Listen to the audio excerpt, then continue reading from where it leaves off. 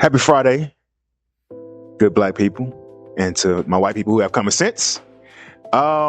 This next brother that I'm going to introduce to you today, he is so cool. I remember studying this guy, and I was like, yeah, when I grow up, I want to be like this dude. So without further ado, let me introduce to you my light-skinned brother. In today's Mystery of Black History, we highlight Adam Clayton Powell Jr. In the 1920s, black culture, art, and intellectualism flourished to such an extent that it birthed the impeccable Harlem Renaissance. Music, theater, fashion, and literature spoke to both the potential and the plight of black America. By the mid-1930s, the Great Depression had taken a toll on Americans, specifically black Americans, especially black Americans in Harlem. Poverty was to such levels that it was reported that 63% of black children went hungry during these times. With no representation in any form of government to speak on behalf of Harlem, a young 22-year-old minister stepped up to bat. Adam by Adam, the autobiography of Adam Clayton Powell Jr. is Adam's own words on his upbringing in Harlem, to pastoring the largest black church in New York, to his continuous contested rise in the United States Congress. Adam Powell Jr. was born in 1908, Thanksgiving Day. His father, Adam Powell Sr., had come from the most humble beginnings and developed the Abyssinian Baptist Church to the largest Protestant congregation during his time. The church would serve as the bedrock for both Powell Sr. and Powell Jr.'s activism. Powell Jr. would attend City College of New York, then Colgate University. Yet, with the sudden death of his older sister, the ambiguity of his race, and his tendency to mix with the wrong crowds, Powell Jr. was close to getting kicked out of school. With intervention from his parents and from God himself, Adam would get back on track and take up his calling of ministry. In the book, he states, "On Good Friday night, 1930, I preached my trial sermon. It was a strange crowd that listened. All the girls from the Cotton Club, others from downtown nightclubs, girls of every color, bootleggers, gamblers, all the fantastic array of acquaintances I had accumulated through the years. I can still remember the sight. They all came to laugh. Adam's gonna preach? Adam, who played one of the best games of stud poker, who had bet every cent he had in his pocket on one roll of dice, who had slept with more women than anyone could count, who could hold more liquor than anybody in his circle, was going to be a preacher?"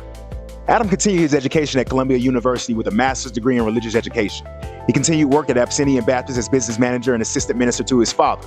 As the intensity of the Great Depression grew, so did the church and so did Adam's purpose. He later stated, "Something had happened to me. The people of the streets, the failures, the misfits, the despised, the maimed, the beaten, the sightless, and the voiceless had made a captive of me. And I was to know no other love but these people. Whenever they commanded, I followed, but followed only to lead. It was a mutual contagion, a mass empathy on their part, and an undeviating alliance on my part." Adam saw how the citizens of Harlem were neglected and how different black and white leaders and organizations only used them as pawns or footnotes in their overall agenda. However, Adam's connection was different. The church was at 14,000 strong in the congregation, and he knew many of the members personally. He would lead a number of rent strikes and boycotts in the 30s, and with one of his more famous slogans, "Don't buy where you can't work."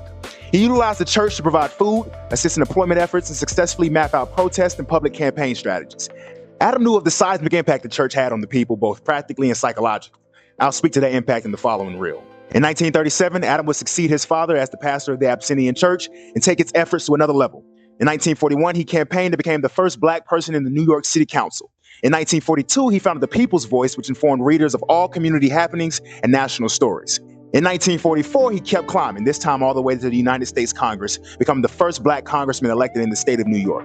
This will be a turning point for Adam. While his church in Harlem was admirable and his time in city council was noble, the halls of Congress were segregated in both practice and ideology. However, a man like Adam Clayton Powell Jr. feared only God himself. Everyone else was just in the way. Chapter 7 of the book is literally titled "First Bad Nigger in Congress." Adam made no bones about it. The Baptist minister in him would always reason and negotiate in good faith, but if he detected any wrongdoings, especially at the expense of his beloved Harlem constituents, he would be on the Congress floors calling out anyone from the president to the mafia running numbers in Harlem.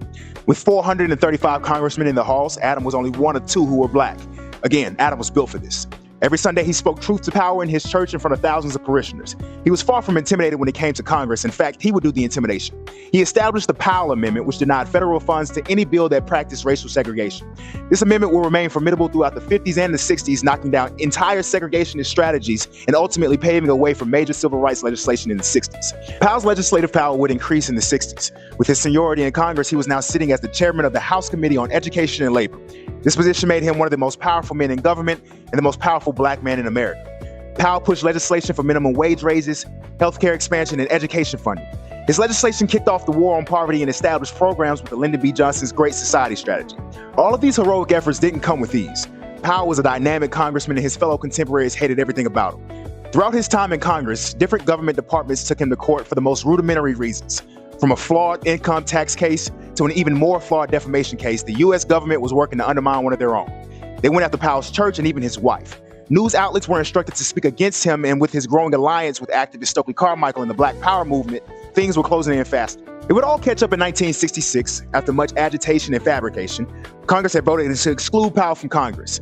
That didn't matter to the people of Harlem, as they voted for him again during the special election for the seat's vacancy. Powell would successfully sue, and it would go all the way up to the Supreme Court, who ruled in his favor. In 1968, he was reelected for a 12th consecutive time, yet he was in the twilight of his political career. In 1972, after years of pastoring the church, running a crusade through Congress, and in and out of government-sanctioned legal battles, his health had had enough. He died April 4th, 1972 in Miami. His legacy will be etched all throughout Harlem, with 7th Avenue renamed to Adam Clayton Powell Jr. Boulevard, a state office building named after him, and a statue erected in East Harlem.